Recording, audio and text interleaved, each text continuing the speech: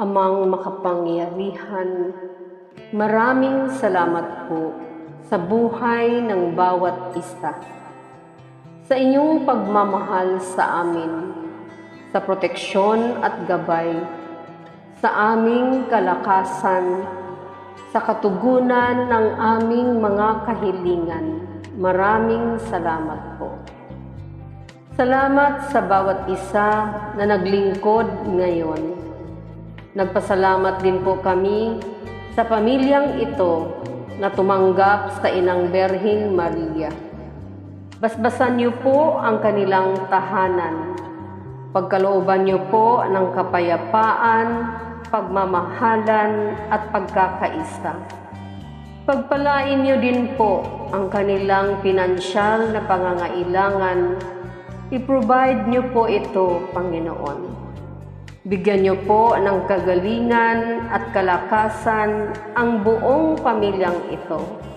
Anuman ang kanilang kahilingan ay amin pong itinataas.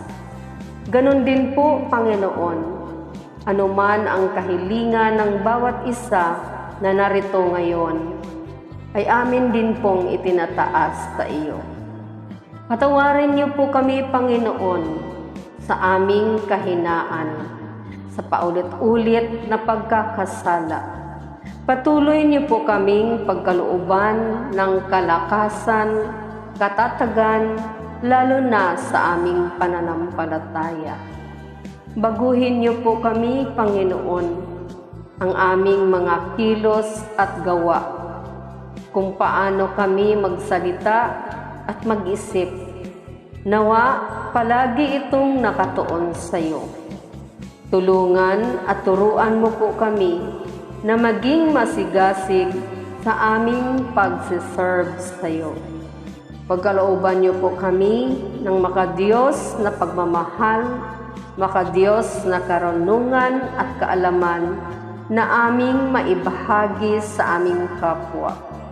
Itinataas din po namin, Panginoon, ang aming Santo Papa, ang aming Presidente, mga kaparian at lahat ng mga laikong lingkod, lalo't higit ang mga makasalanan na magbalik loob sa iyo. Mama Mary, San Jose, patuloy niyo po kaming ilapit sa anak niyong si Jesus. Amen.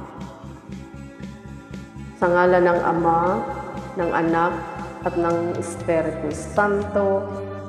Amen.